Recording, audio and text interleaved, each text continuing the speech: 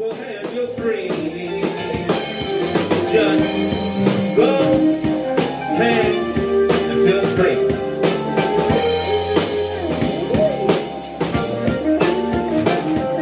Sunny day. Funny like a sunny sun egg, my stomach aches, baby. Maybe it was something I ate. Open your eyes up. Friction from butterfly winds burst the flames. A bunch of fireflies live in my gut. Liars lie, well, liars lie, but I wish them well. Well, I wish them to that well and drawn up. Counting chickens in their egg baskets, praying them egg hatches. How violent is revenge that they egg jackets. I'm surface crashing, they hurt attacking. Petty and purse snatching, burning avatars, casting hurts. Magic stick to my ritual rich. Without residuals, I spit like a kid with a list. And a vision too. My spirit animals chasing Chapman fast car. I'm Yu-Gi-Oh! In a trap house with a trap card. The crowd is cool like a bird who can't drive. I apologize to Mass Hearts. I'm so used to being misunderstood. I couldn't trust that I get understood. So I'm stuck to my gun like gum when it sticks to your foot. I'm like a gumshoe who knew some shit underfoot. If I could just compile the evidence, that'd be my best defense. My best of friends might love me again. Well, if they ever did, you shouldn't have to ask a person who knows right or wrong what side they on. Well, fuck it, moving right along. I admit today, I made big mistakes. Allow guys to live, thus giving weight, thus added velocity to the mass. It's like you don't need Einstein to do the math. Okay, last night I had a fever dream of heartbreak and history. You couldn't find more mystery with Stephen King, but I don't let it get to me. You know what? Just go ahead and feel free if you wanna, cause I know you're gonna. Celebrate the autumn and the summer. It's coming to an end, cause it be getting colder. Got a chip on my shoulder, the size of a boulder. But I be in the club throwing bozo. Motherfuckers clown, so I look at them like bozo. I be going places that they tell me not to don't go. I was like, you know what, these other cats are so go ahead and feel free. F-R-E-E-E-E. Go ahead and feel free. F-R-E-E-E-E. Go ahead and feel free.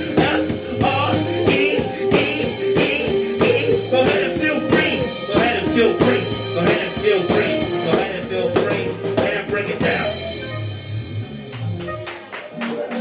How you guys doing tonight? You feeling good? Hello, and welcome to the Poet Podcast. I'm your host, Dale Novella from The Wreck Life, and we're on Sky's Crescent Radio on this rainy, snowy, slushy New York Sunday. And I have a panel filled with beautiful black men for Women's Month. Going into Women's Month.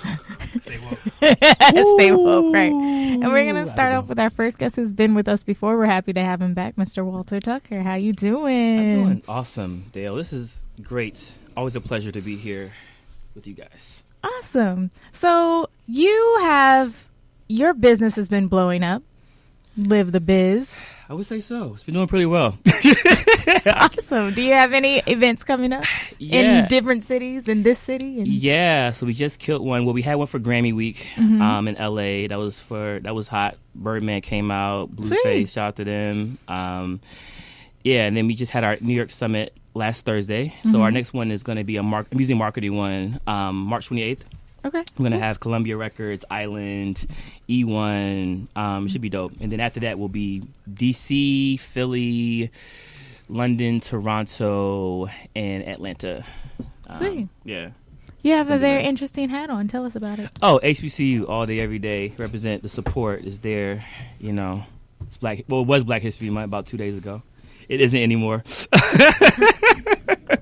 So yeah, but okay, yeah, but it's been an exciting time, and even with the Grammy Week, when you plan for a business, you kind of just try to plan for success. You don't know what's going to happen in that moment. Yeah. And in that same 5-day span of the Grammys, we were on the Hollywood Reporter the day before as far as one of the hottest events in the city. Nice. Then we had the event and sold it out with Birdman and Blueface coming through to support our panelists.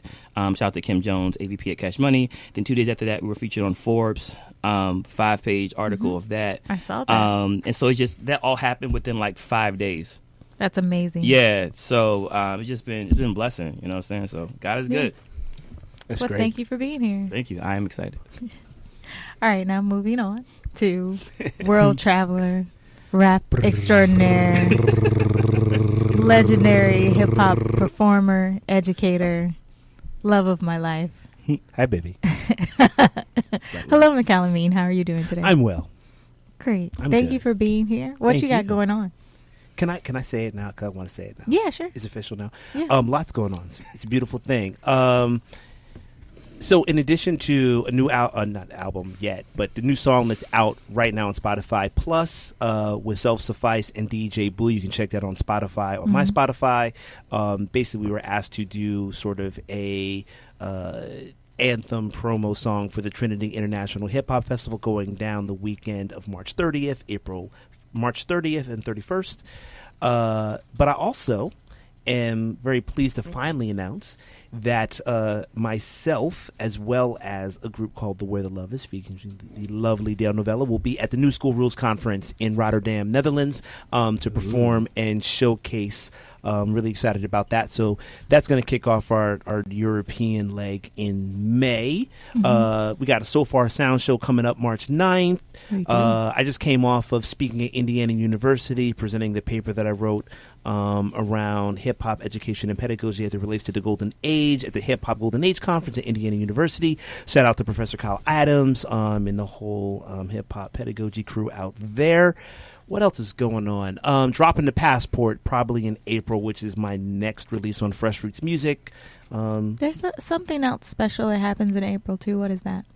My birthday? Yeah. Oh, yeah, my birthday. Yeah. She's like, don't forget that. Don't forget that. I was like, wait, wedding, June? No, she said April. Okay, we're getting married in June. See, all right. Wait. This is the start. You'll be shaking up all these different dates. Yeah, They have a date for everything. Every month's a date for something. So you Listen, bro. gotta remember it. Yo, you want real talk was bugged out? So our anniversary falls in the same weekend range as Valentine's Day. So Okay. it's That's easier. It's easier, Yeah. but it's also But we like usually just do our anniversary. It's real. No, it's good. No, but everything's beautiful and a blessing. And also, Word Sound Power is coming up. Actually, that's another thing going on. What is in April. Word Sound Power? What Word is that? Sound Power is the hip hop show main stage show that I produce at the Brooklyn Academy of Music. We've got Manuna Youssef, a.k.a. Mumu Fresh, who's going to be a part of that, as well as La Bruja, Timothy Dwight, Gabriel Ramirez. It's almost sold out. Sweet. We're down to the last couple of seats on Friday. So April 4th and 5th. Go to bam.org and check it out. I'll probably be plugging it all until there's no more seats, Sweet. which is probably happening soon. So get your tickets. Yeah. Thank you so much for being here. Thank you. Yeah. And now, last but not least, Mr. Terrence McNeil, who Hi. is the CEO and president of Son of a Gun Entertainment. That's He's correct. a party promoter extraordinaire, artist manager extraordinaire, entertainment guru. How you doing? I'm blessed, girl. I'm happy to be here. Amongst the greats. I love the vibe you guys have here. Thank you for welcoming me. You're welcome. How you been? You good? I'm good. Stay Thank on you. the grind, girl. I'm so tired. I can't I was keep up looking with at. you. I was just like staring at myself in the mirror before I came here. I was just like, just shaking my head. But what do you have going on? Do you have anything exciting coming up? I have a ton of things that I'm working on currently. I am working on, as far as events are concerned, I have a private release event on Sunday, March 17th. Angela Simmons has an app coming out that she developed called The Purpose. Okay. So we're doing a private event on St. Patrick's Day. That's in 2 weeks from now. So that's what I'm currently working on as far as events. With the record label, I'm changing the world. I'm changing the music industry. I am working on an artist by the name of Lay McQueen. He's one of the artists that I worked with. He passed away a couple years ago in 2014, died of AIDS. And before he passed away, he said, "Hey, Terrence, you must..." Well, to give you some history on him, he song wrote for several artists, Neo, Akon, and the list goes on and on. But before he passed away, he said, "Terrence, I want you to make sure that my music still lives on, even though I'm no longer here," what I decided to do. Before he passed away, we came up with a very innovative way of making his music carry on. We decided to come up with a holographic figure of him. So right now I'm working on having the first hologram in the States, along with augmented reality. I don't know if you guys know what AR is, but we want to, by the beginning of the summer, by the end of April, we'll have an app that you'll be able to download and get a sense of augmented reality. You'll be able to open up the app and interact with him no matter where you are, no matter where you stand, and listen to his music, buy his merchandise, which is not being done in the States or internationally. And also by the end of the year, we are praying to have a holographic figure of him performing at, both nationally and internationally. So you've had people perform such as Michael Jackson, Tupac, Elvis, and so forth. But but they all had a fan base before they passed away. So Lay McQueen will be an artist that did exist. He's still with me, because I confide in him all the time to make sure I'm doing the right thing and God. Well, God first, but he will be the first artist that's a hologram that did not have a fan base before he passed away. In Japan, they have an artist named Hatsumi. Hatsumi is a huge deal. She's one of the biggest top 40 artists in Japan, and she sells out of Madison Square Garden type arenas. My goal is to just transform the way of people's thinking in the U.S. so that we can sell out the Staples Center with Lay McQueen. Well, we will sell out the Staples Center with Lay McQueen. We will sell out, Madison Square Garden with Lay McQueen and Coachella at some point. But these are big dreams that I've been working on the past couple of months. I have a great team, and so that's my goal for 2019. Cool. Well, thank you for taking a break and being with us. Girl, listen, I'm proud of you, though. You're from South Carolina. Both me and Terrence are from we have to support each other. The low country. Yeah. So we commiserate sometimes about how we got to be on the grind here in New York. Got to be Frank Lucas. Low country taking over. Right. For real. Well, actually, definitely least but not last. My one and my only. Oh, yeah. Oh, yeah. Yeah. The Soulstress. The hip-hop God-body dun-dada of all things from the South, the East, the North, and the West. You just made that up. No, that's real. That's just facts. That's just facts. All first verse. All first verse. Shout out to the Low Deluxe. Loved it. You know what I mean? Entrepreneur, songwriter, probably the most amazing voice that I've heard in my entire life. That is facts. The lovely Dale Novella. How are you doing, and what is going on in your life? And just before you start, you know that I know all of those things. So if you miss anything, I will remind you. Oh, my. Well, in a couple weeks, me and Jade and Adrian, who's also or Adrian from the Bronx. Don't be giving governments out. Well, Adrian from the Bronx. Don't be giving governments out. And said that. He was like, whoa, don't be putting on He my was on, what, Jimmy Kimmel? Like, what show were you on? The Daily Show. The Daily Show. Okay. The Daily lit. Show. That's Okay, lit. he was on the Daily Show, That's and he lit. was like, "I'm Adrian from the Bronx." It's on YouTube. Yes. Yeah. Well, I'll be going to South by Southwest in Okay. a couple weeks and performing out there. What days? I don't have an official showcase by myself. I think I'm just like performing in a showcase on that Thursday, the 14th, along with a rapper named Ursa Major. Wow. Yeah. Are you out there, Walter? Yeah, I'm actually booked as a speaker that Saturday. Oh, okay. Cool. So that's actually breaking news. I'm releasing that on Tuesday. Oh, okay. No, you just released it today. Right. But well, there you go. But let me know. Right, run back the video. No, but let me know which day I would love to support Okay, you guys. cool. For So, sure. yeah, For absolutely. sure. I know that many people going, so I want to personally, so please. All right, so we're doing that. I'm trying to get my covers album done. I've been in the studio at Funkadelic Studios, hammering out some beats that I made to one of my favorite covers, What's Up. Should be the first one released. I have like a rough version of Seven Nation Army out right now, but I went back into the studio and redid that, so I'm working on that. And what's the other one? And Real Love, like a trap version of Real Love. So I'm really excited about those things and trying to get videos done for them. And then, of course, we're going to Rotterdam. I'm super excited about that because I haven't been to the Netherlands yet. I gotta The Netherlands keep is dope. up. The Netherlands Yeah. is very dope. Yes. I'm a fan. It's super clean. You'll like it because it's clean. Yeah. Yeah. And it's a Do little. people like run into you on the street? The bikes do. Oh Oh, my the God. bikes. Did they invent the bike? I don't know. Because Amsterdam, all I could see was nothing but bikes. Tons of bikes. Like hundreds, thousands of bikes Yeah. in one parking lot. Like, it's insane. No, that's what they. Yo, what's crazy to me about is like one is the bikes, and then 2, the fact that there's all of these beautiful bridges and artwork everywhere. Like we were in we're gonna go to Amsterdam before we go because I was in Rotterdam. Yeah. So Rotterdam's like the Brooklyn of the Netherlands. Like Amsterdam's like their Manhattan. Yeah. So yeah, it's like you go there in the daytime. There's flowers. It's bikes. It Sounds beautiful. perfect. No, it's amazing. You go to the Van Gogh exhibit. You go to Anne Frank's. It's all good. Yeah. It hits 7:30.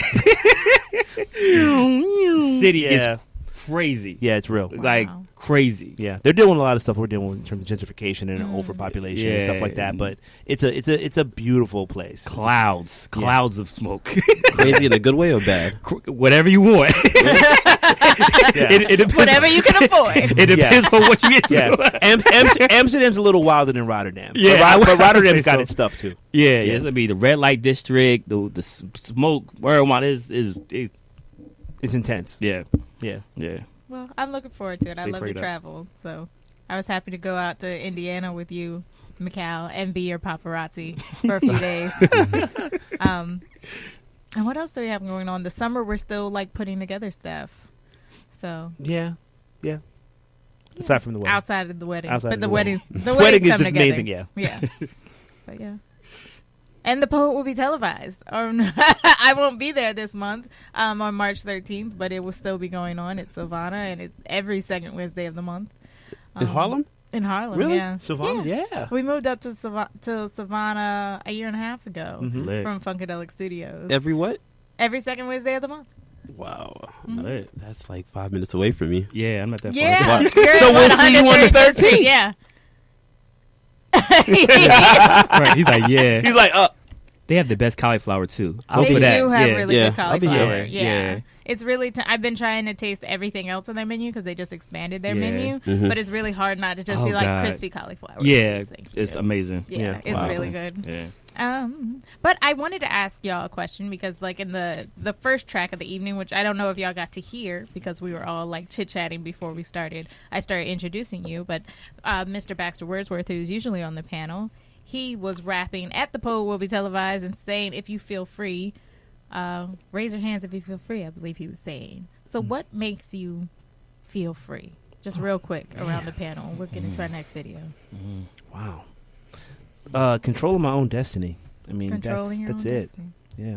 How do you do that? By just being unapologetic in what I'm going to do and who I associate with, recognizing that what I can actually manifest is in more of my control than I realize. Not going to certain market forces. I mean, as an artist, but also as someone who is inside of institutions, you know, what I have to constantly remind myself is that one, I'm here for a reason. Two, that I've developed a network and a community and also a skill set and a craft that allows me to be in these spaces.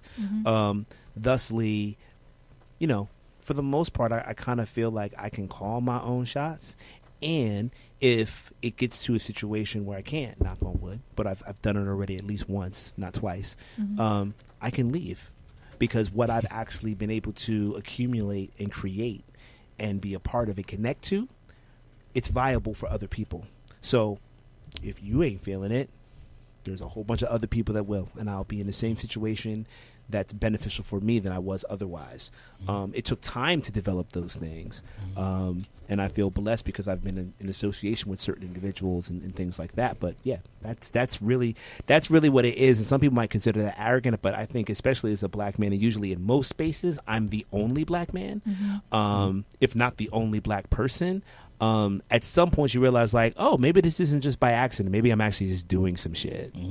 So acknowledging that has made me realize like, okay, and obviously I'm not greedy. I'm not looking to be like, I ain't trying to be Diddy or nothing like that. But I just want to have the best quality of whatever it is. And obviously because of the position I'm in, it's like I'm working with artists. So I want to put them in the best position that they're in.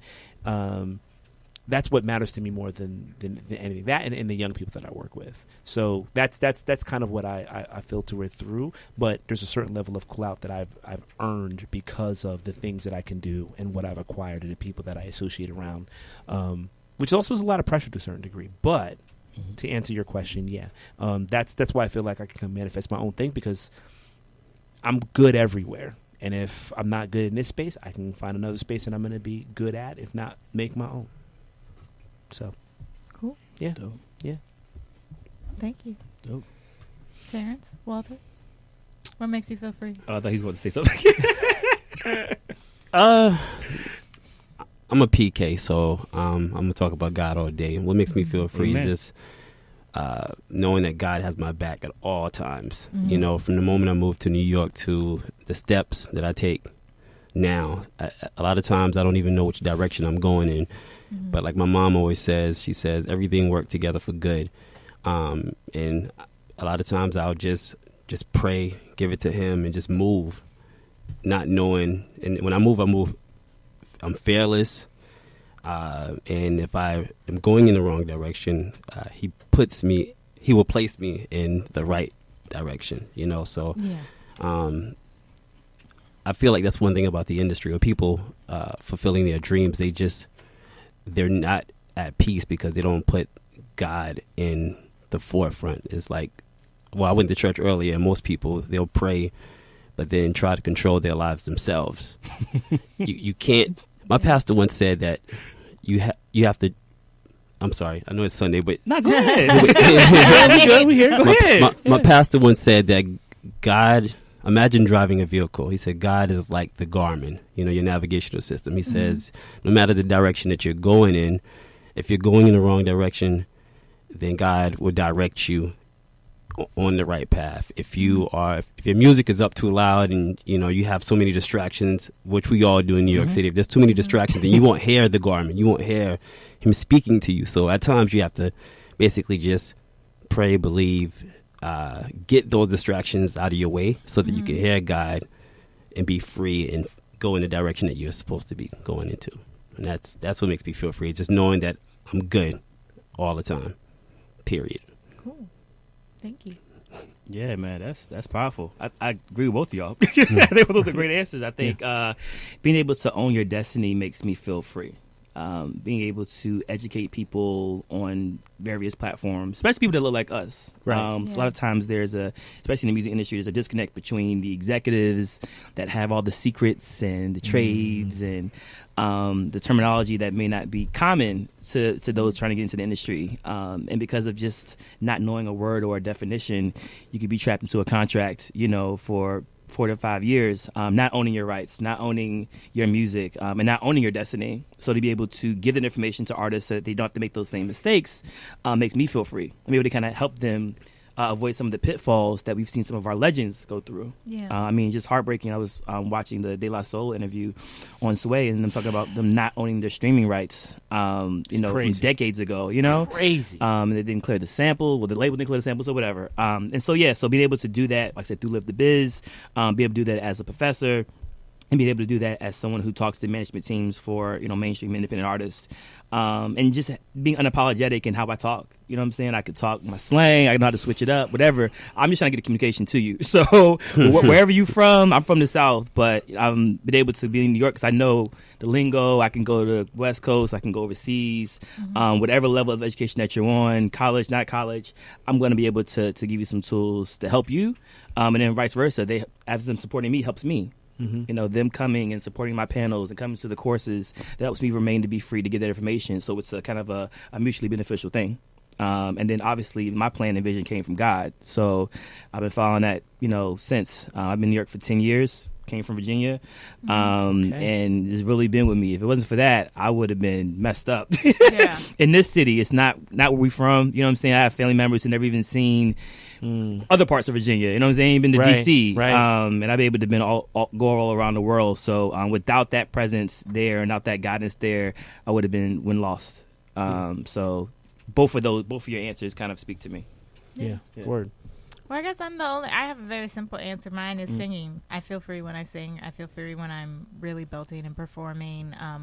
And I hope I feel like when I'm producing an event and it's going well and I see everyone smiling in the audience, and that makes me feel free. And the few times where I feel like I've actually made an impact on my students and I tell them something and their mind looks like blown, then that's when I feel free. When I feel like I've helped someone, when I've helped myself.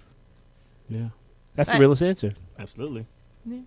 And the next video is by someone who says that my event, The Poet Will Be Televised, is a healing space, Miss Naima Bug, and this is Outstanding Misunderstood. Hey.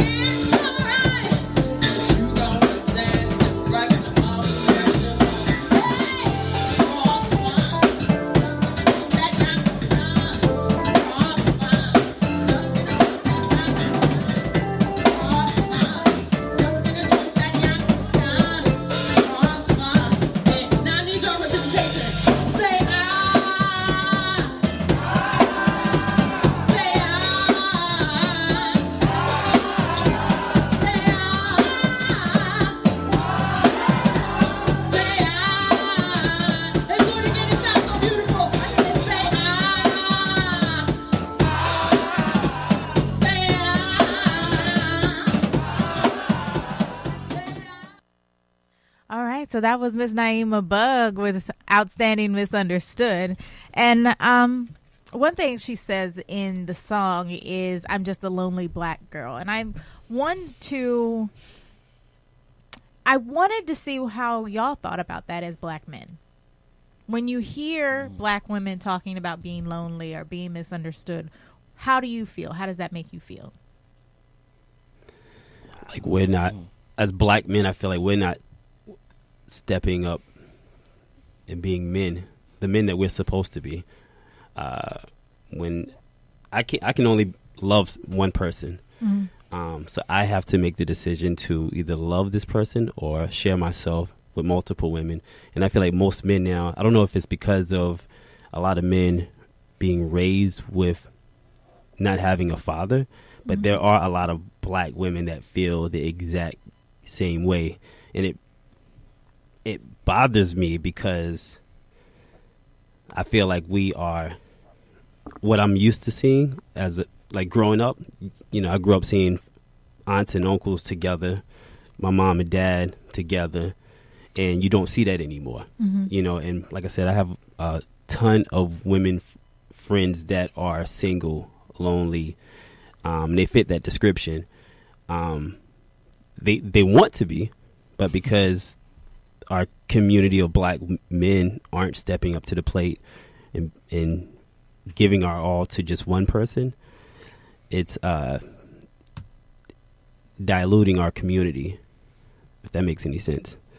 You know, and I also feel like there's a battle amongst black men and women in our community. At times I feel like we are some men that are educated and got it together. You know, I've been to parties at times and I see the way some black men interact, and hell, it's been me too. Like, I've been to a party one time and I'm like, what the hell are you doing? You feel like you too good to be amongst beautiful black women, and then they're the exact same way. They don't want to it's just a battle amongst us, and I think we need to have a conversation at some point to figure it out, because at times we get discouraged and want to go to. We want each other, but we want to go elsewhere because you want to be loved. You don't want to grow old and not have children, whatever. You want to be loved. So then the black man's like, you know what, I'm going elsewhere. The black woman is like, I'm going elsewhere.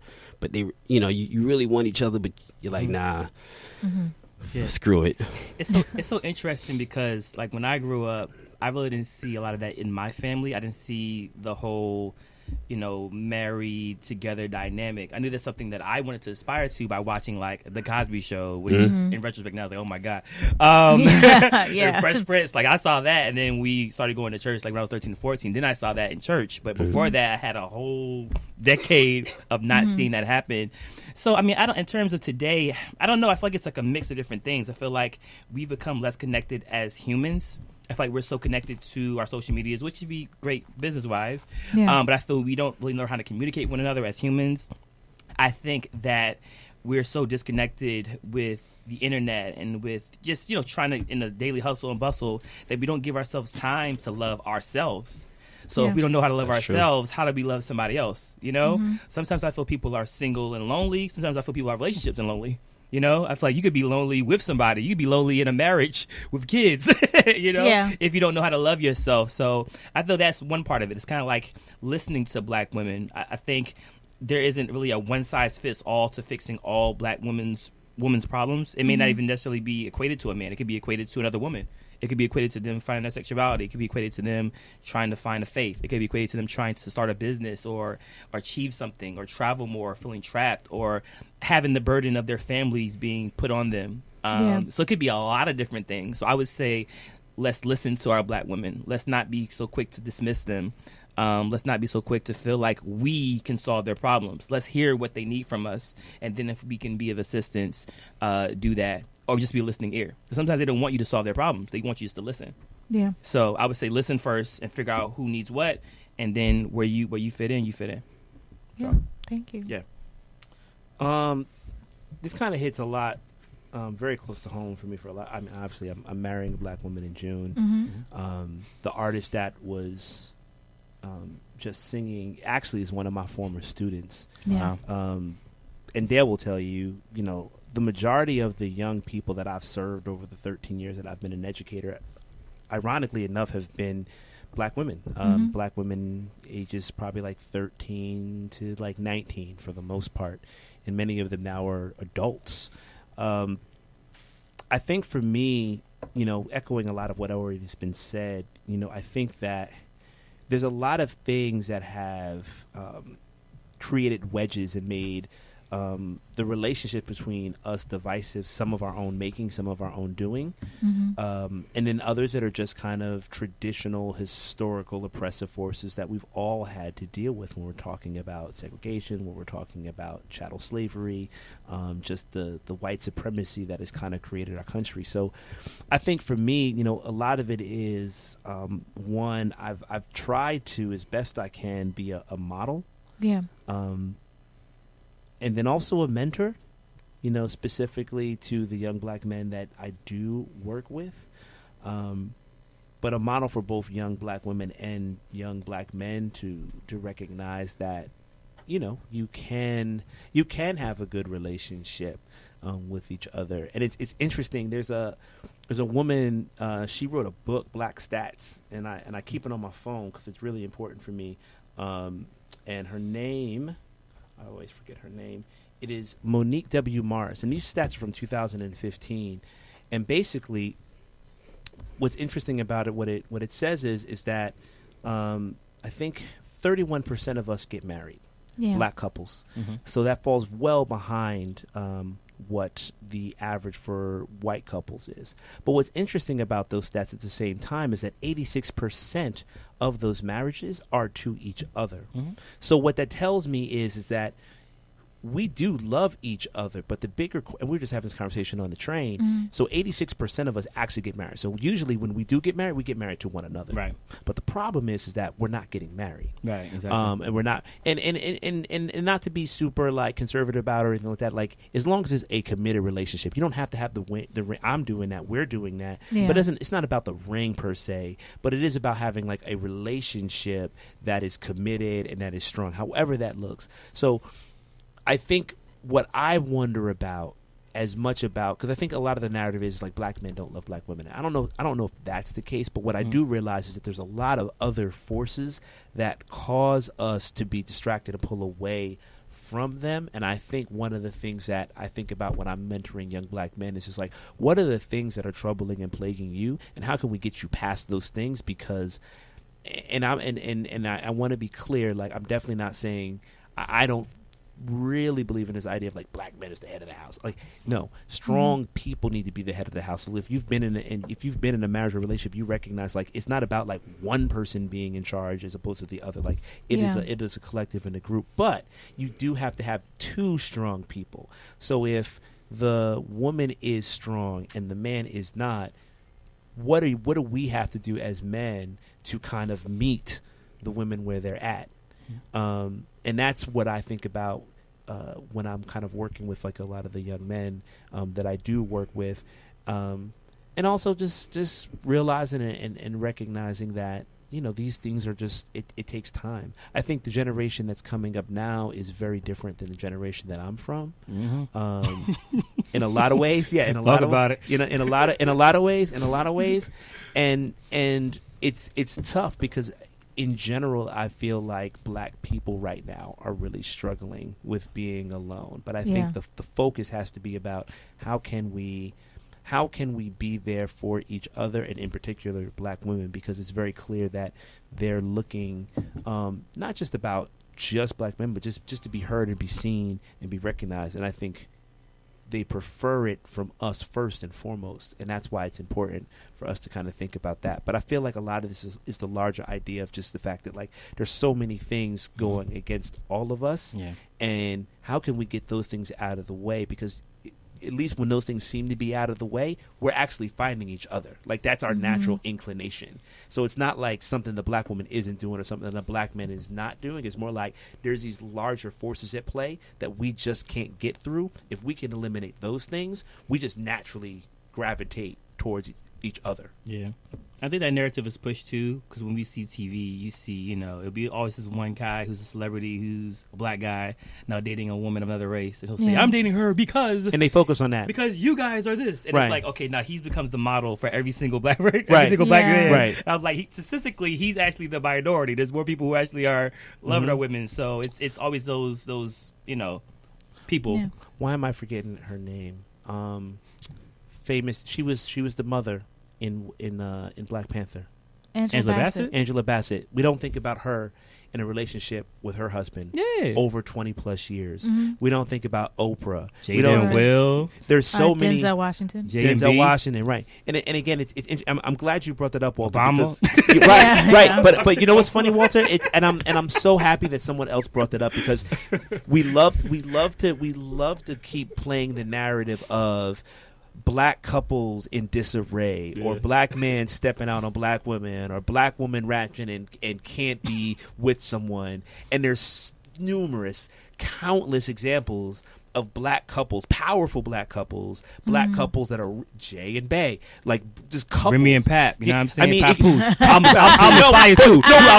Underrated. I'm fire. Let me tell you, one of my favorite, and it's funny because like I'm not into those shows like that. But like, what's crazy is one of my favorite scenes. It's literally Pap and Remy, and Pap had his whole like fruit plate and like the healthy thing, and they're sitting by the pool. And he's like, you're about to have our baby, and I want you to be healthy. And I'm like, homie gets it.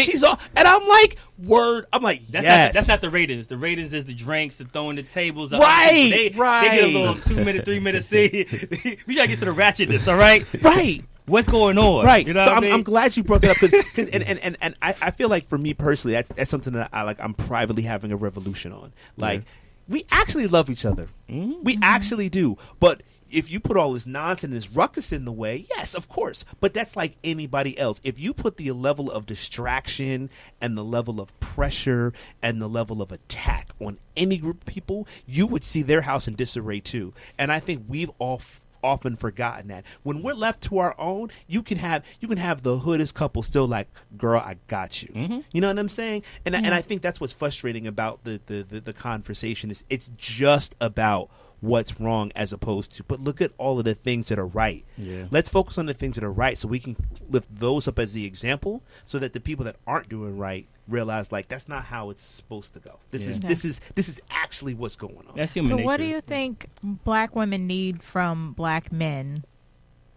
in order to advance, in order to keep our homes together?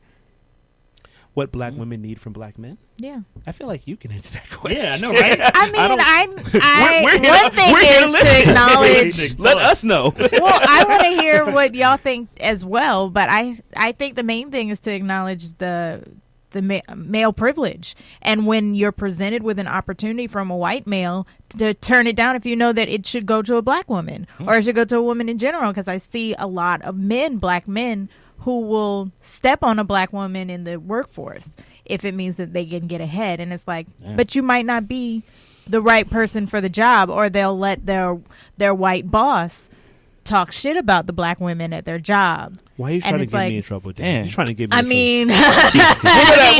You know what? She can't say too. We were all like, right. Speaking of stuff, she's like, nah, listen, the job gotta be wildin'. No, you know what? We're gonna talk offline. We're gonna talk offline about that specific. We're gonna talk because she knows what I'm talking about. She's trying to get me in trouble.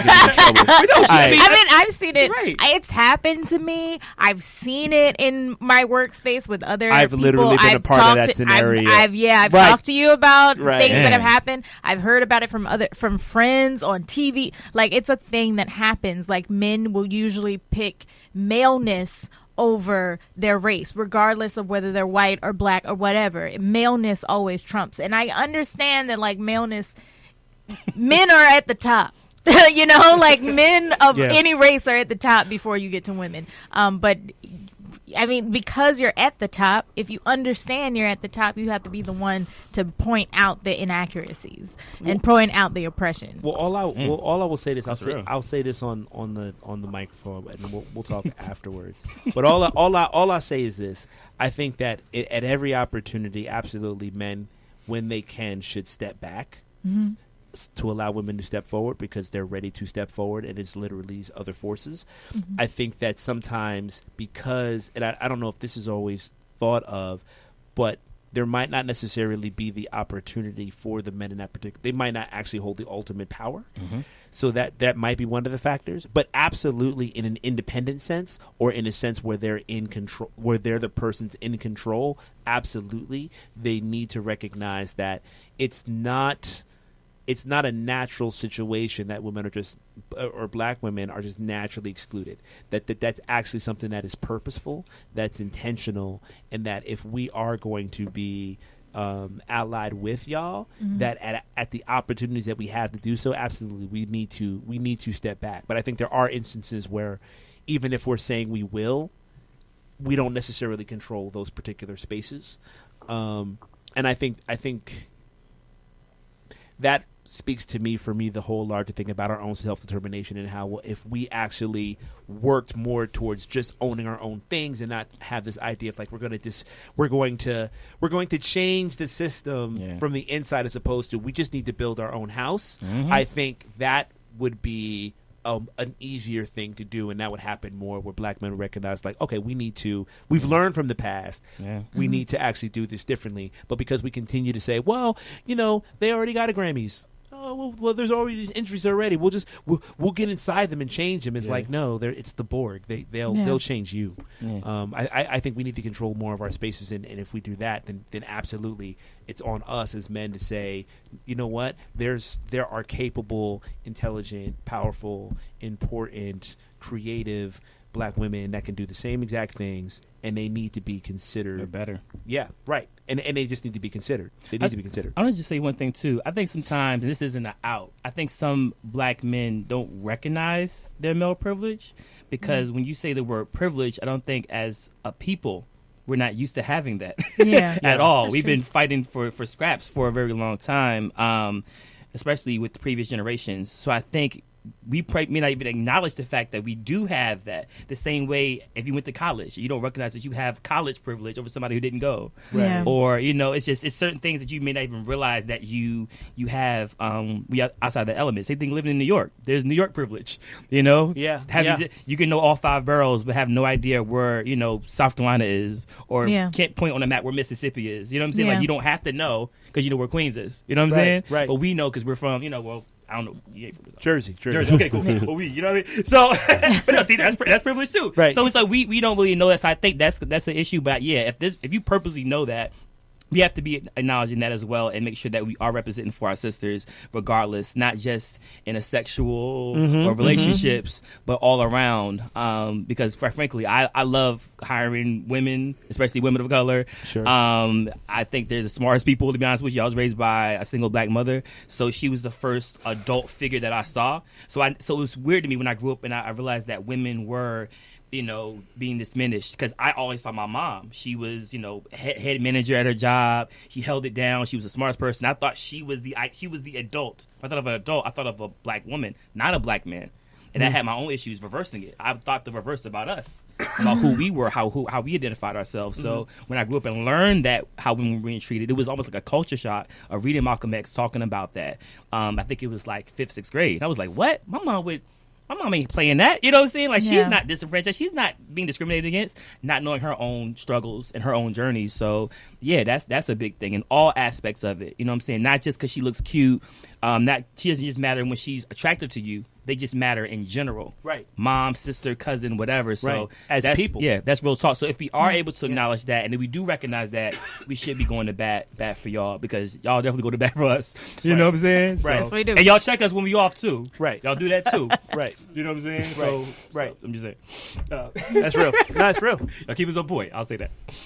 So we're going to go into our next video from Gabriel Ramirez, and this is realizing I was black. You're doing great. I'm realizing I am black. 1. What the fuck? Ain't nobody told me that. 2. Born American, raised Dominican, found black, found God, found home. 3. You kidding me, right? I mean, don't you eat rice and beans every night? I mean, when was the last time you had some mac and cheese, some collard greens, and some neck bones?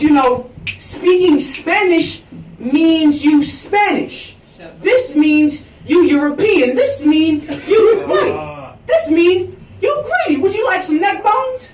Along with the vertebrae of America's home foundation fathers, ain't that what you wanted? To call African ancestors yours too? Afro-Latino, Taino-Indian? Are those drinks you Spanish people get during happy hour? Ha, ain't no happy hour in the hands of your clock. Are shackled, dragged, baton beat, bullet hole, bleed out countless moments, drowning your existence in alcohol, trying to forget that you were even born when you are murdered every 28 hours. It's just another bump from a stranger on the sidewalk. 4. In gentrified Brooklyn, I held an elevator door for every racist that I looked better than. I reached into my blazer, they grabbed their bags tighter, my hair grows as an afro. My grandfather would tell me to stop looking like a nigger. I tell him I'm celebrating the way God made me. My grandfather smiled in the faces of my black friends like he had a lynch mob in his back pocket. His teeth, the 13th, 14th, 15th Amendment shredded into 32 different pieces of bigotry. 5.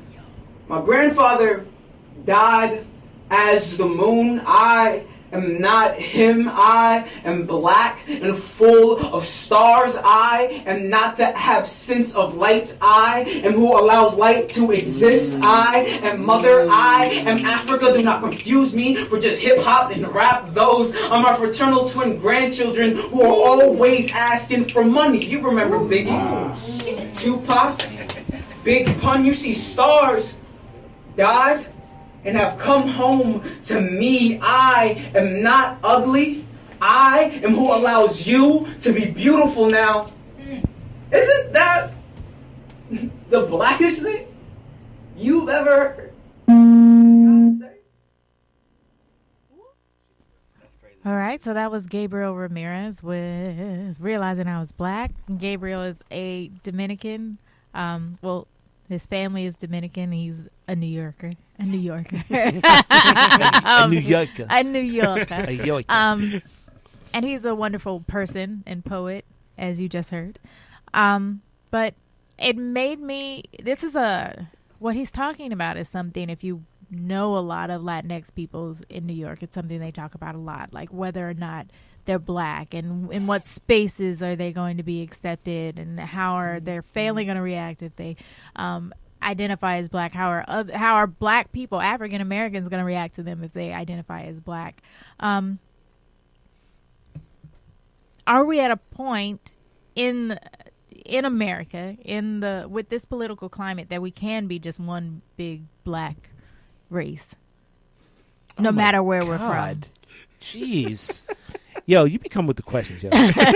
that's why this podcast takes like 3 hours. I mean, because Macau knows I'm not a huge fan of like the idea of Pan-Africanism. She's not right. a fan of it. I'm not a huge I'm a huge fan fan of it. I think that I'm a huge everyone fan. deserves to I think everyone should identify, okay, these are our origins, but this is my culture and this is how it's special, and I should be able to just identify with that culture. Okay. Like me as a Southern African American woman, I should just be like, I'm a Southern African American woman, From the and South. yeah, and like I have, I eat hush puppies and fried fish and red rice, and like that's my culture, That's what and I'm saying.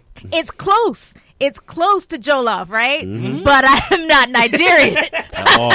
Well, all I say, this is where Yeah. right. This is where Dale and I diverge a lot of times Yeah. because it's sort of like so.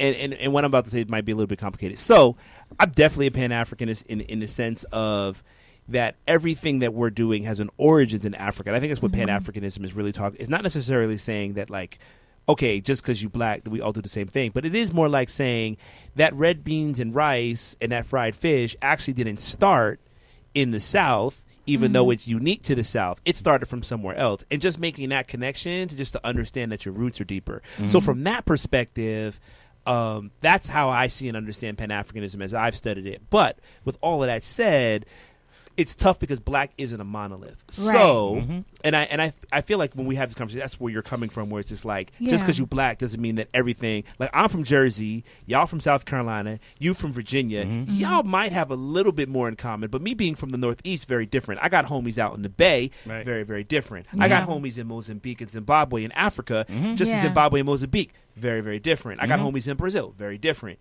So it's not to say...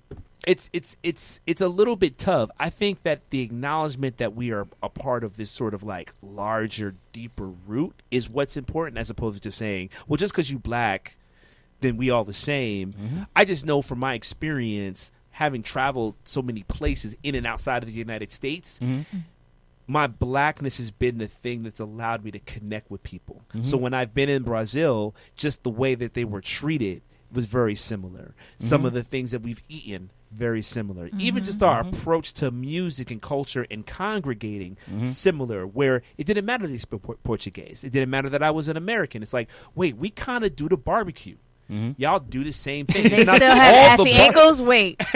Man, The actually, person- listen. Let me tell you. barbecue Let me and tell still you. have ashy Let me tell you. ankles. Let me tell you. Ain't I what we- ain't ain't know. what we do. I We lotion up. I didn't know nothing about a drink called the caipirinha until I went to Brazil. And the crazy thing to me was, I remember this to this day. The first night I was there, these dudes literally. First off, I was in the southern part of Brazil, Passo Fundo. No one really goes there as far as tourists. Yeah. But we were there to tour, and the first night after the show, we went back to their house in the backyard, and these dudes basically took beef and barbecued it with this like sort of like salty seasoned meal, and had these huge long toothpicks. They were almost like skewers. Put them on the skewer. You roll it in this grain, like this salty, spicy grain, and then they have this like super strong rum. It's called cachaça, and they just pick that with ice and lemon. It's a caipirinha. It's basically like a mojito, but it's rum. Right. Right. You've tried. You know what I'm talking about. Yeah, I know. And we're sitting there kicking it, eating barbecue beef and rum and rapping, and dudes are playing the drums. I'm like, if this ain't the barbecue, like I don't know what it. Like I don't know what it is. "Quote unquote" cookout. It's Right, literally exactly. the cookout. It's literally the cookout. So like, I would never confuse this cookout with me in my grandma's backyard in Newark, like, nah, it's different. It's very different. But if I would be remiss to not realize, like, you know what? People with melanin, we just do things a certain way. We like to be around each other. We like to party. We like to drink. We like to tell stories. We like to build. We like to be with our people in a very specific way that's not by accident. It's just ingrained in who we are as people going back to the continent. And when you go to the southern part of the continent or the northern part of the continent, they have their own examples of that unique, different language, different colors, but it kind of has the same purpose and feel. We're dope everywhere. Right. We got a bop, especially with music. Like, I love listening to a lot of international music. So one of my favorite rappers in South Africa is Casper, with 2 S's, and his swag is just like somebody out of Harlem. You know what I'm saying? Yeah. He's brought up in Johannesburg. Or you have Giggs, that's in London. You know what I'm saying? He out somebody from out of Brooklyn. You know what I'm saying? Or you have Ace T. She's a German. Well, she's R&B singer and she raps a little bit, and she's speaking full German. But the video was like swag with the braids and the locks, and it's this movement. So sometimes you don't know if it's just like American influence, American hip hop influence, or it's just because we're just dope. Yeah. You know, and I feel like we're just dope everywhere. And I think that's the commonality. And we're so dope, we have other cultures emulating us. There is not one, I've been to so many different cities in Europe. There's not one city I've stepped in Europe that doesn't have graffiti on the walls. From Rome, from Paris, from Amsterdam, from Barcelona. People battle rapping in Catalonian, you know what I'm saying? Trying to emulate what we do here. So, yeah, I think I get what you're saying. I definitely am proud to be from Virginia. You know what I'm saying? Like, I don't, you know, from my area, we don't really do the whole DMV thing. We're from Virginia Beach. That's what we Portsmouth. Where, you know, the people you know from Virginia, you know what I mean? Clips, Pharrell, Missy, Timbaland. That's all Virginia Beach. That's, you know what I mean? That's my, you know what I'm saying? But if we left Virginia and I met somebody who's from DC, it'd be, DMV. But when we back home, it's like, nah, I'm 757. You know what I'm saying? You know, but we still recognize that we're from kind of the same area. So I feel that's what we are. We should be proud of our more immediate roots, our more immediate culture. But, you know, a lot of it, if you trace it back and back and back, it is from that same source. I think to deny that is just denying our whole legacy as a people. So I'm on both standpoints of it. Okay. So, yeah. We're just dope. Sorry. Do you want to... Facts. But that's, I mean, does it help us politically or hurt us politically if we hold on to our individual cultures?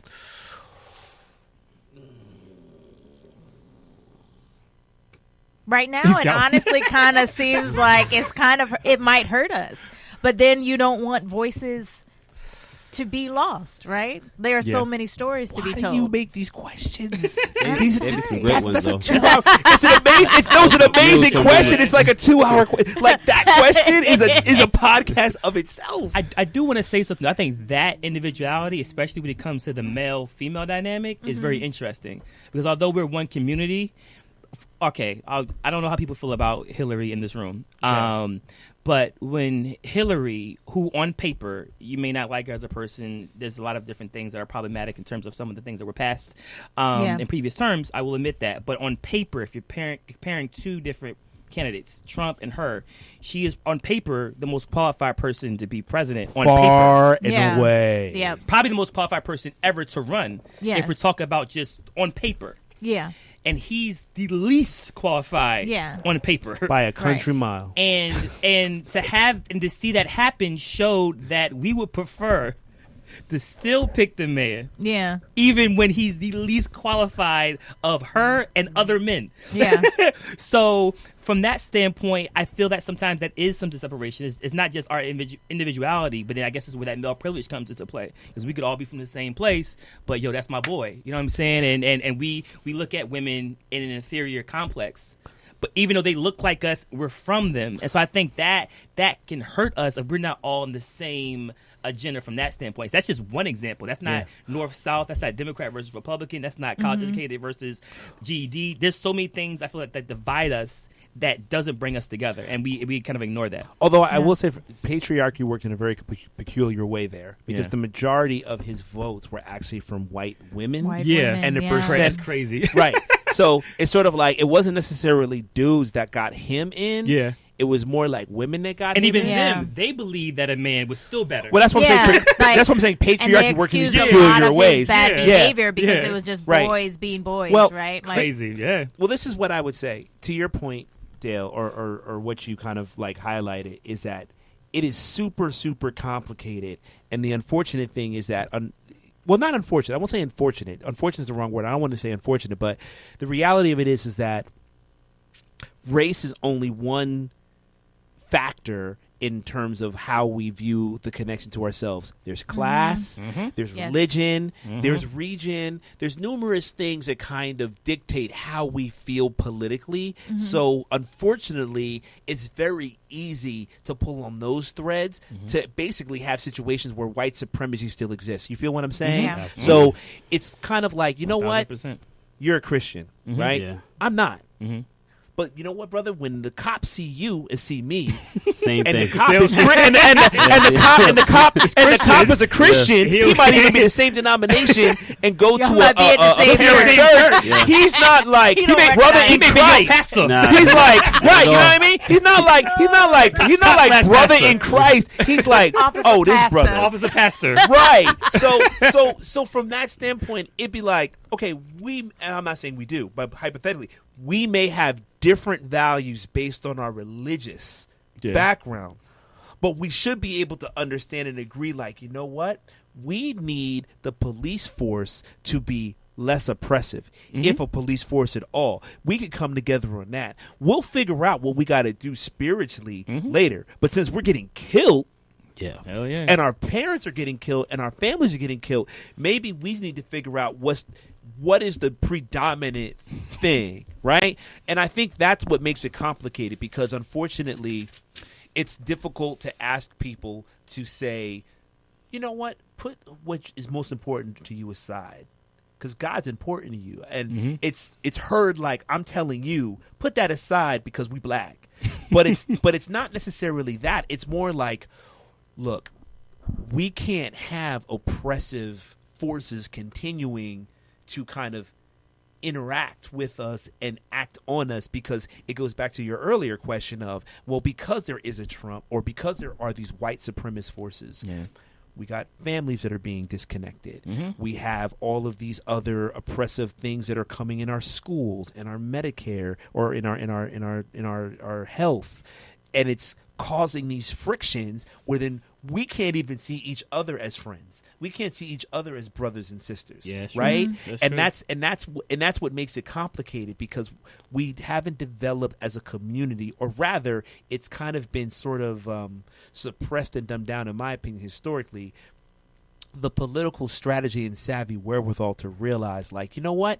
I want you to have who you are. I want you to have who you are. I want you to have who you are. But recognize we're all black. And the world sees only that. And there's a system specifically designed to only deal with, destroy that. So let's figure out how we get rid. And this funny thing about it, Bernadine Jorn, who was one of the weathermen, white woman of all people, is someone who spoke in 2006 at a conference I was at, that literally said that, like, all of these factors that are basically happening, there's only really two things that are like paramount. It's whiteness and patriarchy.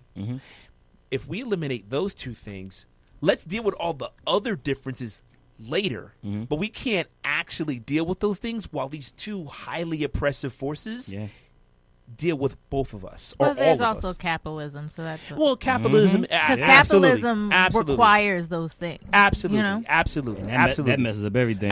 If you want to say the unholy trinity, patriarchy, capitalism, and whiteness, sure. You get that. Absolutely. You get that bread. Have you feeling like you Superman? Absolutely. You know what I'm saying?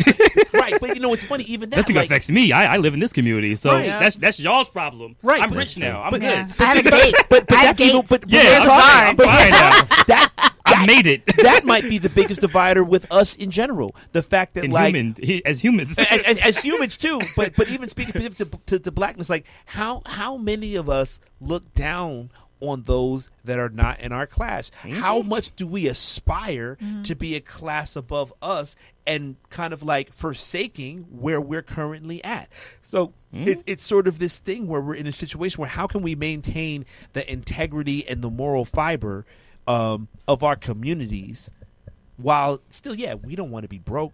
I mean, raise your hand if you want to be broke. Nobody want to be struggling. Right. No one. Right. No one's raising their hand being broke. But yeah, but right. it's so interesting because we literally use. I think some people just have like low self-esteem, and whatever they've acquired, they lean on for that esteem. The like, money? Yeah. you can have someone who went to an Ivy League school, and you have somebody that went to a HBCU school.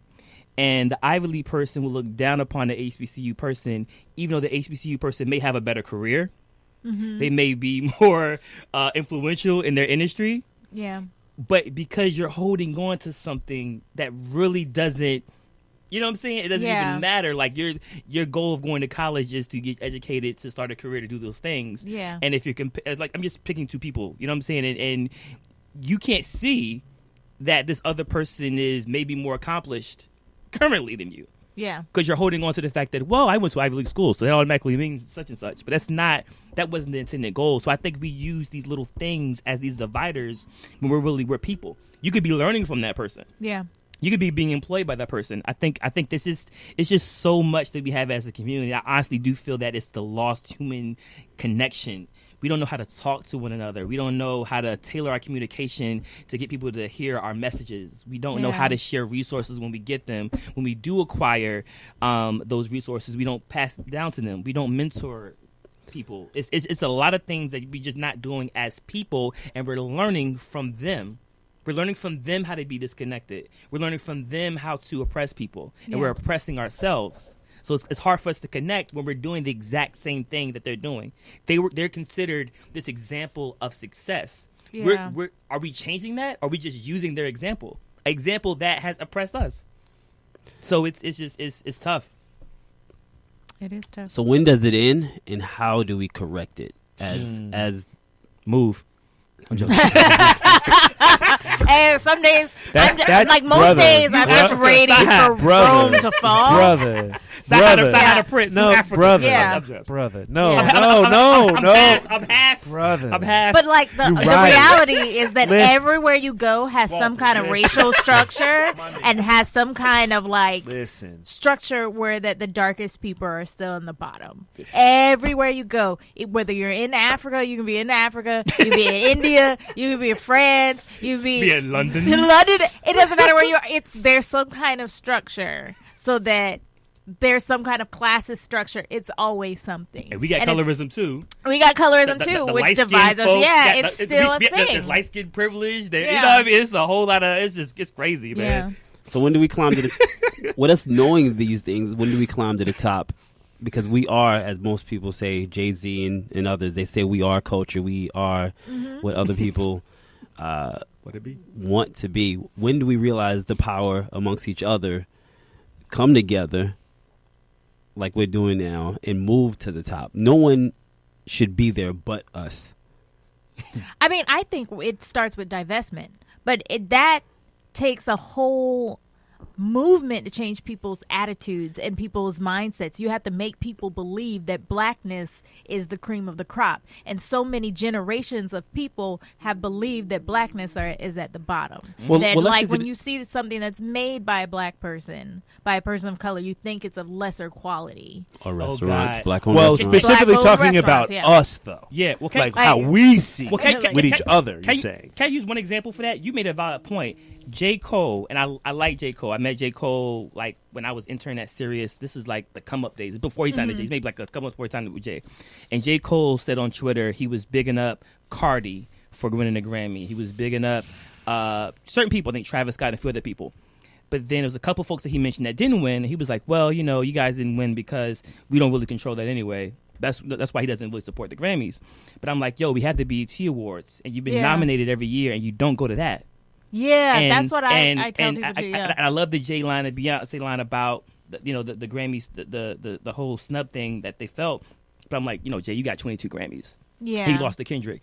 I still don't see y'all at the BET Awards, and y'all win every year. Yeah. I see Nicki win every year, and they don't go. So it's like we look at things that we own as lesser quality. We complain about things we that we don't don't own. own BET anymore. But I mean, but still, Like, I mean, I would rather produce go. the show. I would rather put money in the Soul Train Awards. As like random as that sounds. then- Right? Facts. I mean, That's it's not random. like It's it's facts. black as fuck. It's always been black as fuck. And they're Like, not there either. They ain't there at the Image Awards, and they ain't there Yeah. at the. So I'm like, where are y'all going? If we hating on this one, you not.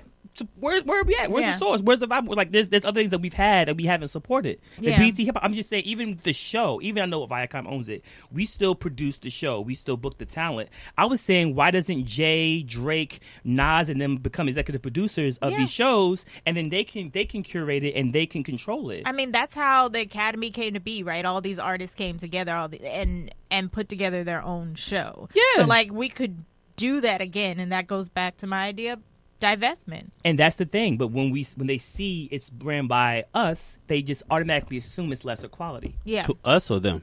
Well, us. You Us, know? we do. Well, Yeah. and you know what, and I think a lot of that has to do with, and I wasn't. Is that what I wanted to be clear? I'm sorry.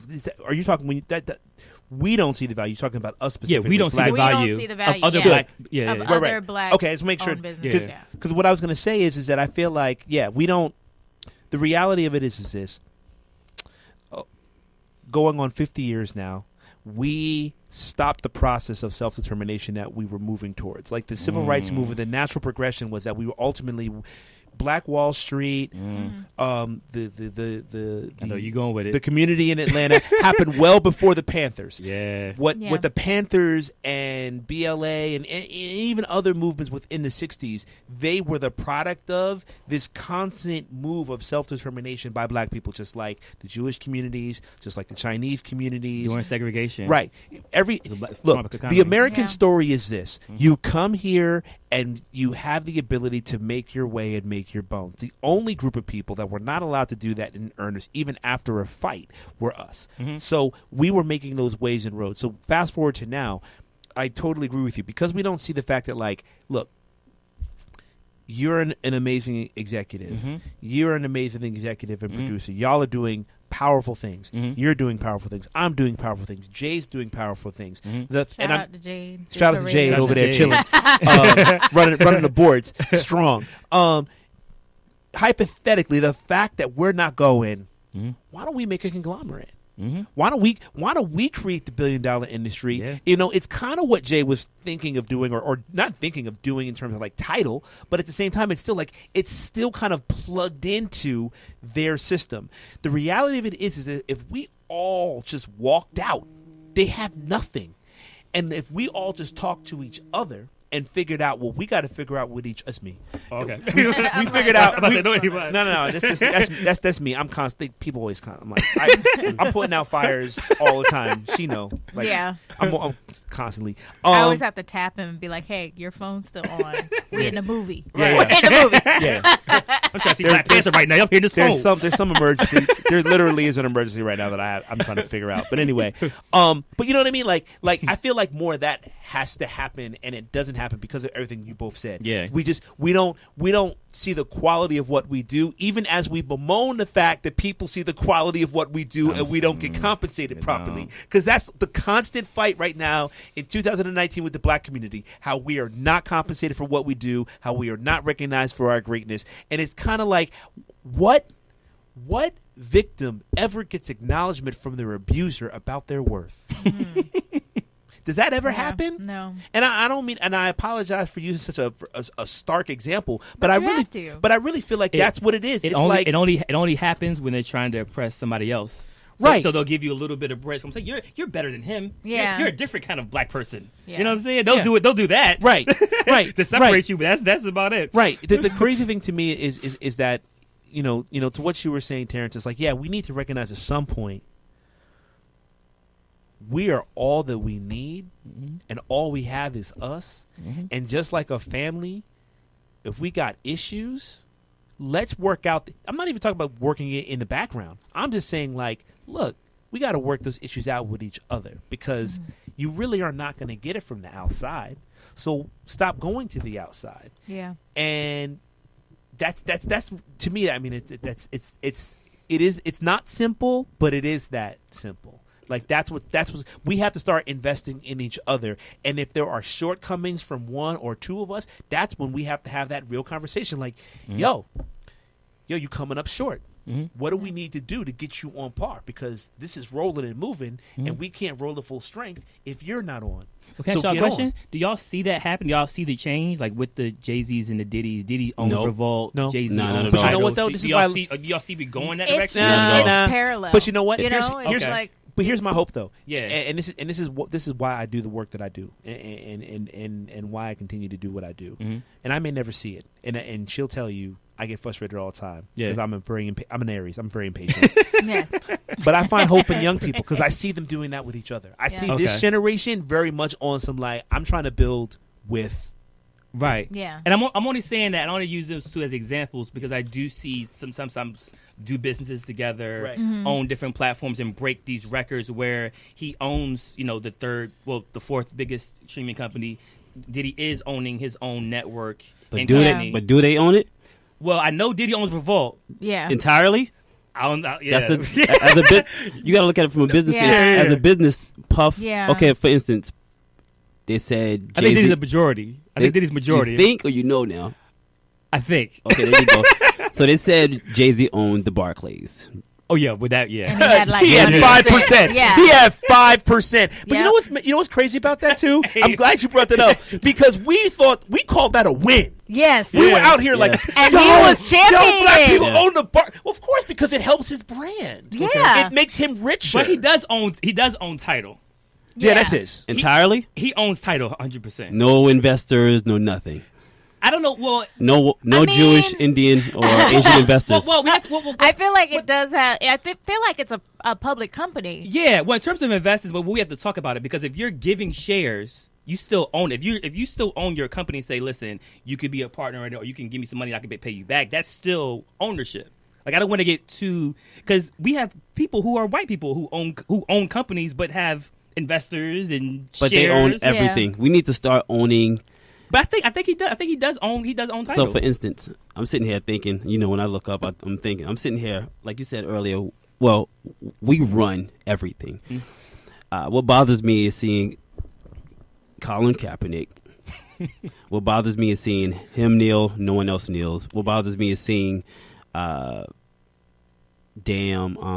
can cuss, right? Yeah. of Oh, course. you good. So what bothers me is internet seeing. I said like 3 or 4. I'm saying, yeah, like I run it. Yeah, sure, go ahead, curse. Go ahead. So Puff and Steph Curry wanted to buy An NFL team. the Panthers. Yeah. Oh God, Yeah. They have Shout out to Charlotte. capital, but they have to be voted in by whom? White people. The board. Right. Yeah. We are the NFL. The moment that every black man does what Kaepernick is doing to support him, every It's a black man, wrap. every Yeah, janitor, every no league. every cheerleader, everyone stands together, just like they did during the civil rights movement. And if they boycotted the buses, they did it entirely. Black people don't have it to where everyone is going to pull away. No one black should have watched the Super Bowl or attended the Super Bowl But this year. Can I be? And Yeah. I feel you. Or, and- hold on. Or play. Oh, go ahead. Hold up. We take all of this stuff away from the Super Bowl, then they lose billions of dollars. No one watches it. It's not cool anymore. We take our money, we go and create our own league. Take these same players, these same influencers in the music industry, and we create our own league. Yeah. They'll still have the NFL, but even white people are not going to watch the NFL because there's no black presence in it. So now we have control. They have to come to us and be a part of what we have, or they give us more control. Like we have that power and we don't utilize it. God willing, one day we will have it, and that takes us to Stephen Willis You're right. with Dylan. You're right. All right. Cool. All right. That was a fire transition. Dope. I appreciate that. It's hard. 87% of African Americans have identified to be connected to some religion. 79% of them say that religion is a huge aspect of their lives. Now, 83% of African Americans claim to be Christian, with about 45% of those claiming to be of the denomination of Baptist. The one following that is the one that I am. 17% of the population of African Americans who do claim to be Protestant are non-denominational. And I realize that being a Christian and talking about Christianity, particularly in spaces like this, it usually is always the same conversation. Why are you believing in the white man's religion? Stop doing your oppressive stuff, right? And as much as I may, want to fight that on a historical level, I can also say that I think it would be bad to only look at religion in that state for African Americans. It's important to also understand it and look at it from a historical and anthropologist context. It was the church that often provides some of the only political and social services to African Americans, everything from job listings to health care.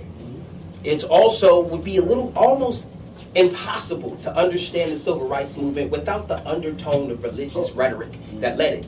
And then, of course, it's not only our revolutionaries who would talk against white oppression, but black liberation theologists such as James Cone, and even more recently, Jeremiah Wright, who almost cost President Obama his election, right, for the things that he was willing to say from the pulpit.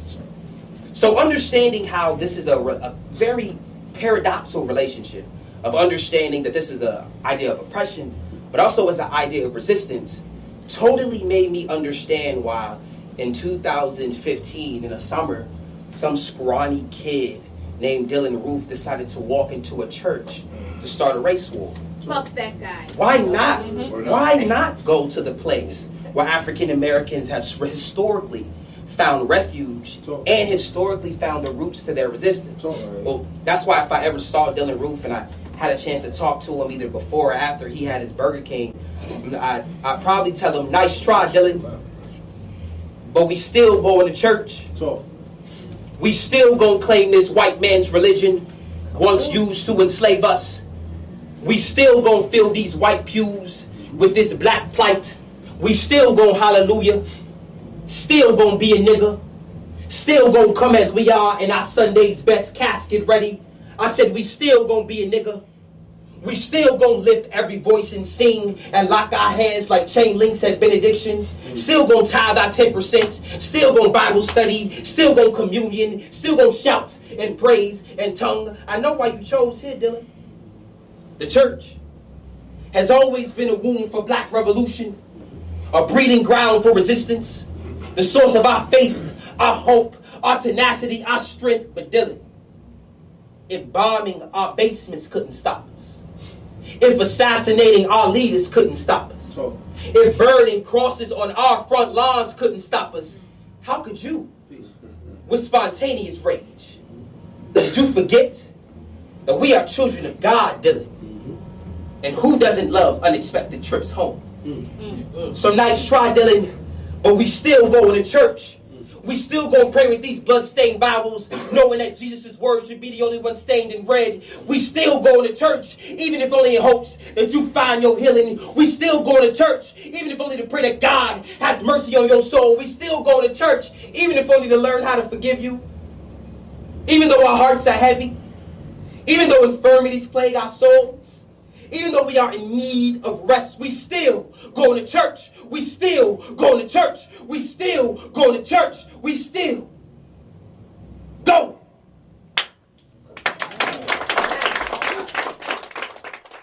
So that was spoken word artist Stephen Willis. It was a little bit of a throwback, and we've actually played that performance on the show before. He is doing a poem inspired by the Mother Emanuel shooting in Charleston, which me and Terrence are from that area of the world. Beautiful city. So I'm probably going to just keep playing it so that people remember that it happened. But one thing, we've been talking a lot about God and spirituality and in this podcast, which actually is something we don't usually do, which I'm going to contribute Terrence to that. Thank you so much.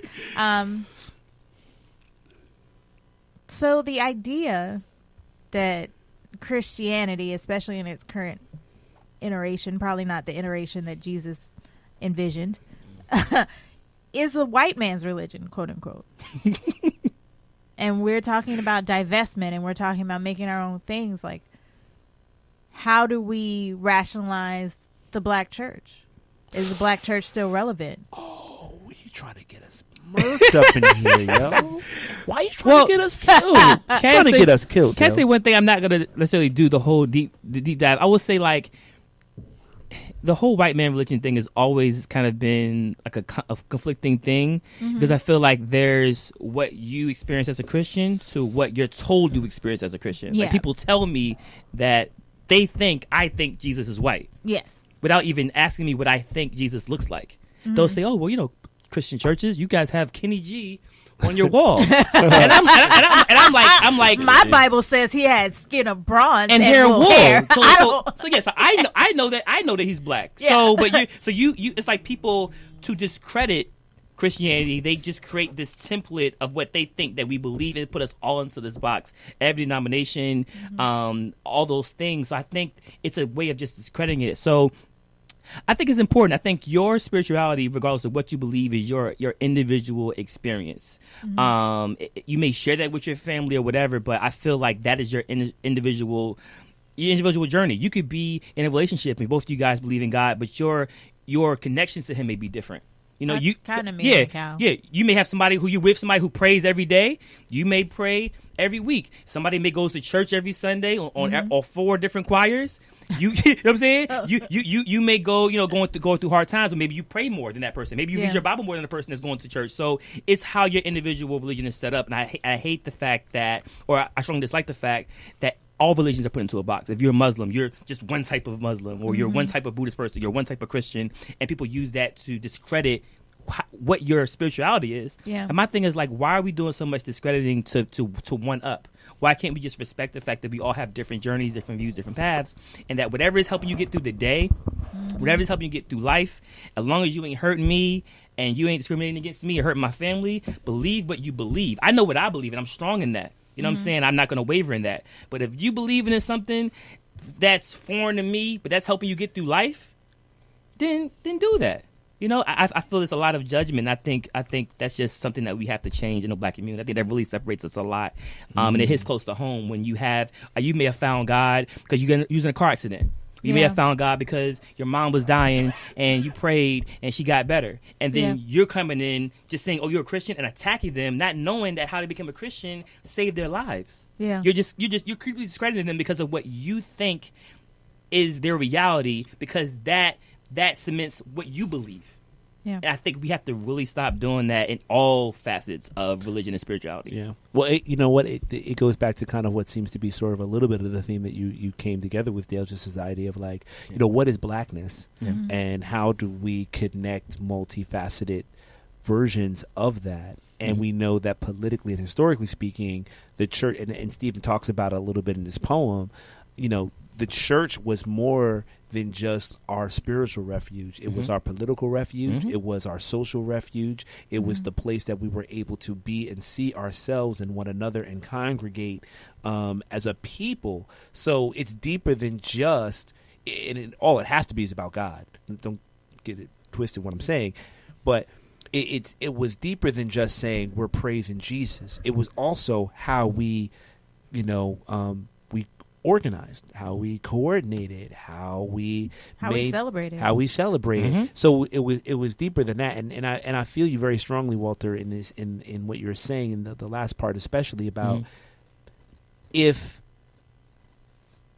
God brings you to peace and love, if Allah brings you to peace and love, if Haile Selassie brings you to peace and love, then that's probably the part that we should all focus on, whether or not you super specific, right? Nodding to the east, or going on Sunday, or going on Saturday, like respect. Going on Friday night. Going on Friday night.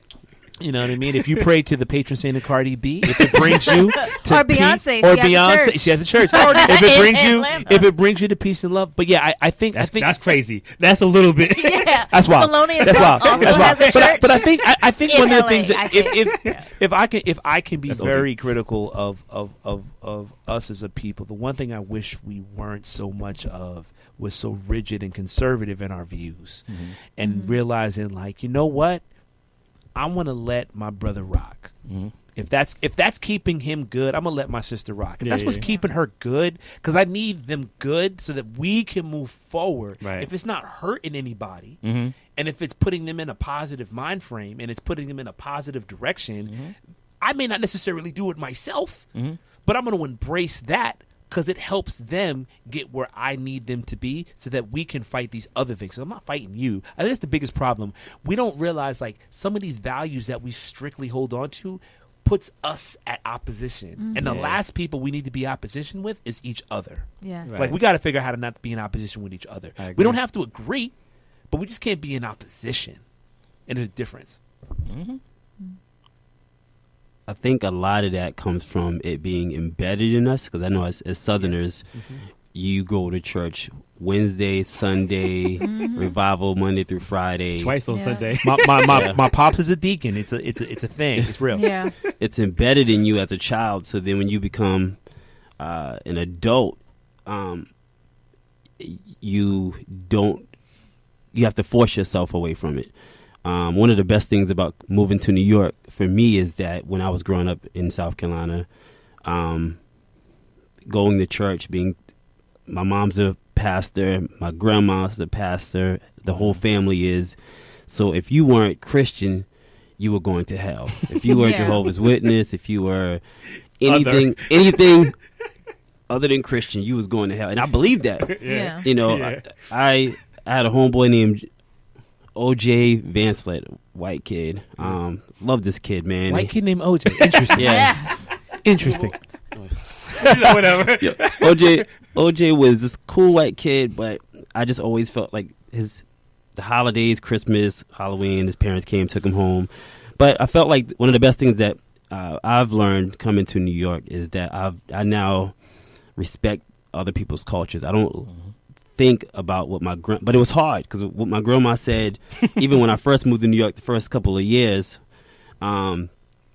it was hard to like not be to not kind of like frown upon somebody else. Dag, man, I feel bad for them. They They don't believe in Jesus don't believe no in- more. yeah, They ain't got that joy. Yeah. The joy of Jesus. But then I have some great friends they're better people than I am. And I'm like, ain't no way they going to hell because I'll go to hell before they do. You understand what I'm saying? Like there's no way that that's possible. So I've learned to love people, like you said, for who they are, what they stand for. And that's one of the biggest things I've gained from New York City is that you got to just respect people. Like you said, if that brings them peace, let them rock out. Because hell, I might not even, I hope my religion or what I've been taught is the right way. But if not, then I guess I'm going to hell then. I don't know. I tell people all the time, I'm like, we'll just find out when we all gone. Yeah. We're gonna hang We'll out with find God, and we'll out. see who. And Yeah. God's probably laughing at every single song. All He's of like, Yeah. Yeah. y'all Like, made all y'all this really- complicated stuff. I just wanted y'all to love each other and just not Yeah. be crazy. Yeah. Fine. It's just so crazy that we can accept, foreign languages. We can accept all this different stuff. When it Some comes- people can't accept foreign languages. Yeah, well, what I'm saying, you may want to learn Spanish or French, whatever. But as soon as it comes to religion, it's no. Yeah. Every single person on earth has to. Yeah. And it's I had that same struggle too. I remember first moving here, and I was at a studio session. There was a guy who was Rastafarian. He was talking about his religion as far as how they don't like shave the beards. That's considered like I forgot the like it's not supposed to like be all prissy or whatever. I guess he was calling me prissy because I got it lined up. But no, he was just talking about what they believe in terms of just their culture, and I was like, wow, that sounds really dope. Like that's not for me, but I could respect it. I never met somebody that was breaking it down for me as a Rastafarian. You had these misconceptions of people, how they look, and it kind of opened me up more to that people's sexuality and stuff like that, things that were you have to be one specific way in church. They used certain terms, derogatory terms to describe people that you think are okay until you meet people.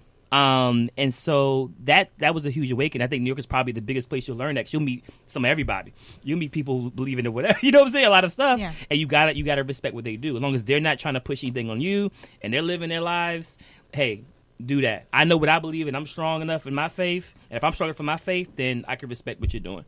Yeah. So I feel like when you're kind of on the edge, you don't really believe hard of what you're doing. You'll try to justify your religions by attacking everybody else. So I was in church today, just thinking about how do I word this? Homosexuals in that play certain roles in church. Growing up, you was guaranteed to go to hell. Choir director, you was going to hell. The whole tenor section. right. The whole tenor section in the choir. But now you have And everybody fronting like they don't know. Hey, I'm saying. you have people now that are like at my church today, which is I just sat back and I really thought about this because it's so embedded in me. Like if you were gay, you were not going to be a pastor. If you were gay, you were not going to be a deacon or missionary. But now we have at my church, we have one of my friends from college. Actually, she's a youth pastor at my church, and I think she's dope. She's a homie of mine. I'm sorry, she's a homie of mine. She's amazing, and I was just thinking about how my grandma or how my mom now, she's still old fashioned. Like how would they feel about that? You know, they still go to small churches in South Carolina. Like how would they feel about having a woman pastor that's gay in the pulpit leading you to heaven? You know, but to me, I feel like I'm just gonna leave it at that. I don't even know where I'm going with this, honestly. But it's just so different to see how churches have evolved now to allowing things like that to happen. Even having a woman as a pastor, you talk about your mom and your grandma. That's in itself is that's an outlier in itself to have women leading the church. So that's growing up.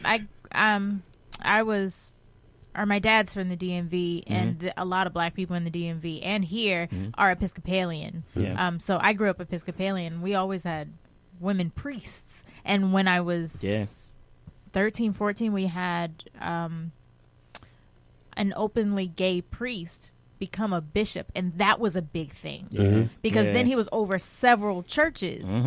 And so I watched how my church reacted to that, and I went to a white church, and then going to school and being on my school's gospel choir and knowing some of my friends in the gospel choir were gay, and then how my choir director reacted to them, and when we were going to the churches, how they would say something, and they continuing into college and like going back and forth between now I'm at the liberal white Episcopal church, and then going to the Pentecostal black church and seeing all this like hate.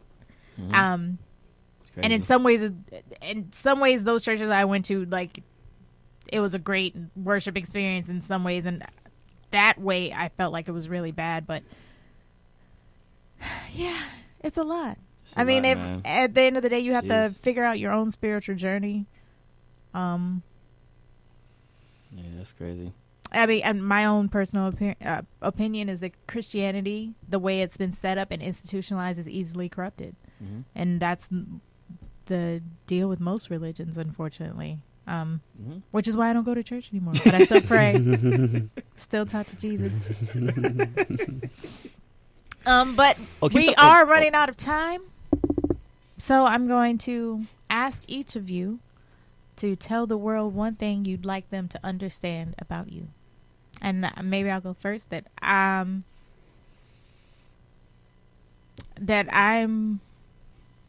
an introvert, and that doesn't mean I'm antisocial. I love everyone. But, like, I need a break from y'all sometimes. And then I'll come back and I'm like a big butterfly. A big teddy bear butterfly. Yeah. Yes, you are. Perfect butterfly teddy bear. I'm like a stuffed butterfly. Because you skip around the apartment and you want hugs all the time. Yes. That's my cat hates me. The cat loves you. You need to stop.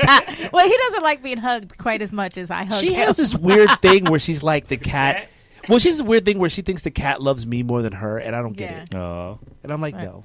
Whatever. Since you interrupted my speech. Sorry. What do you want the world to understand about you? That I'm dope. That you're dope.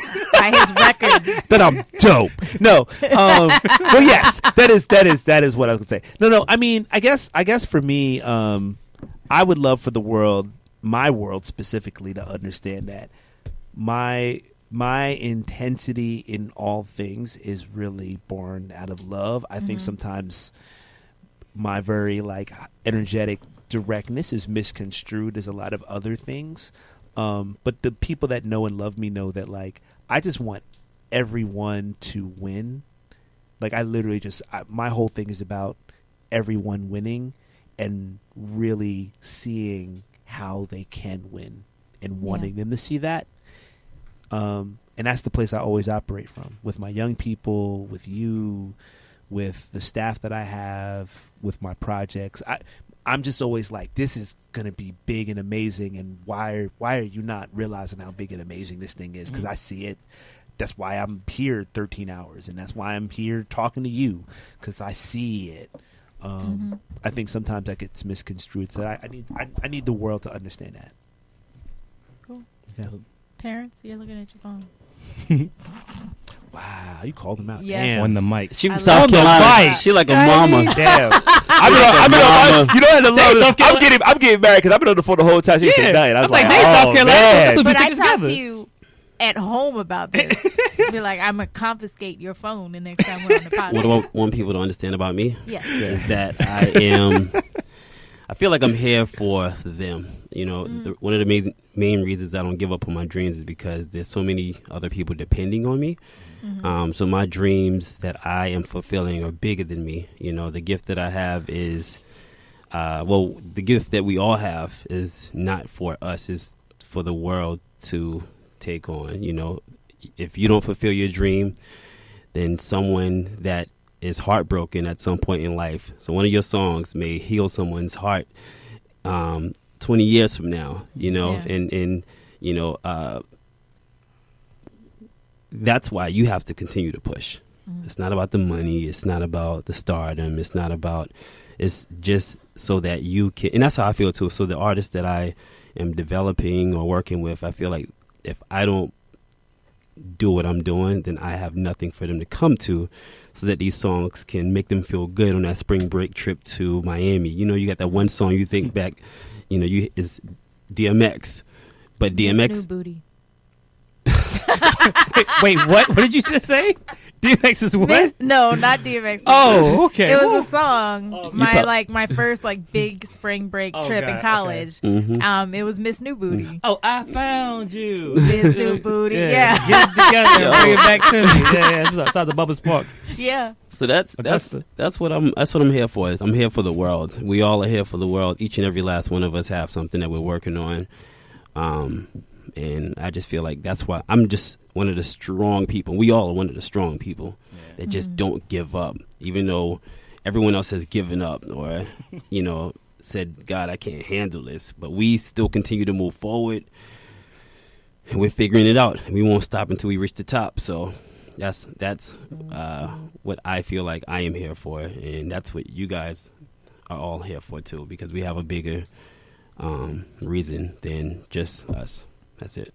Word. Cool. All right, man. If it's not apparent, I love music, man. I don't know people really truly understand how much I love music to the point where I wanted to help musicians continue to push the culture. I feel like one of the things that's going to stop the creation of music is us not owning our rights and us not being educated on how to be able to monetize our craft and monetize our creativity.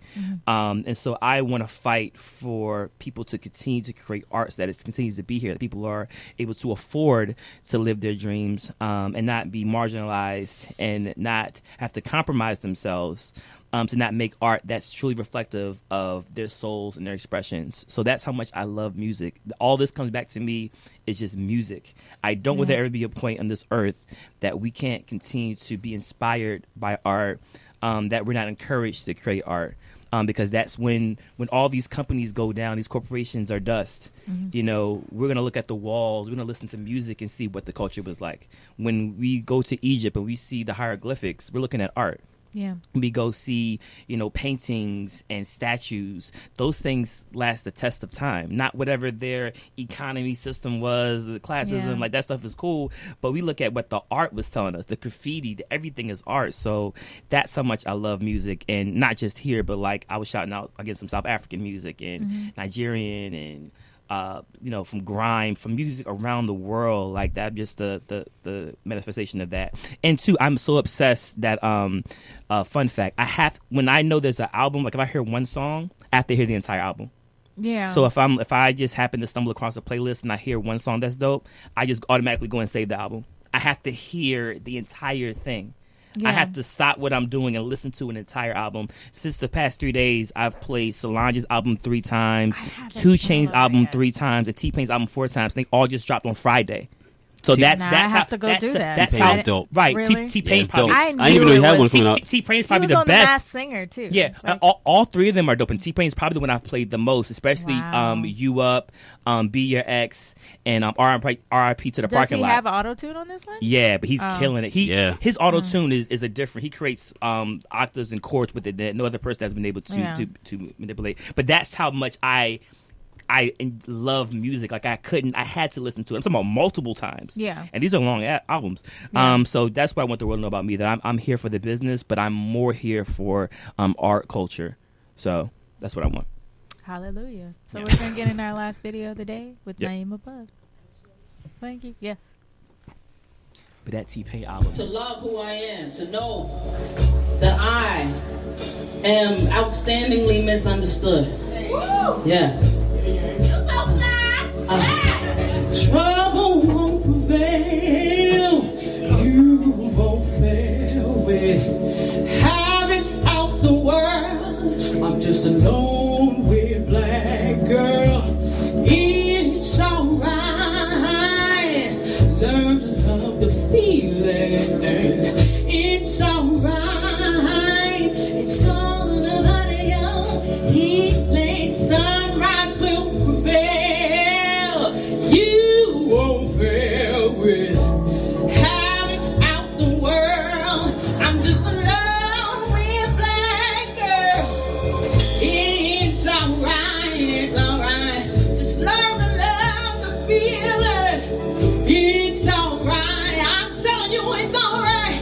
It's all about your healing. I know that it's the same old story every time. Put your hands up if you can feel this. But right now, we in a different frame of mind. Pay them people no mind. I'll pay them no dime. Put your hands up and sway like this if you're feeling it. Because you are outstanding and misunderstood. That's how it's always played.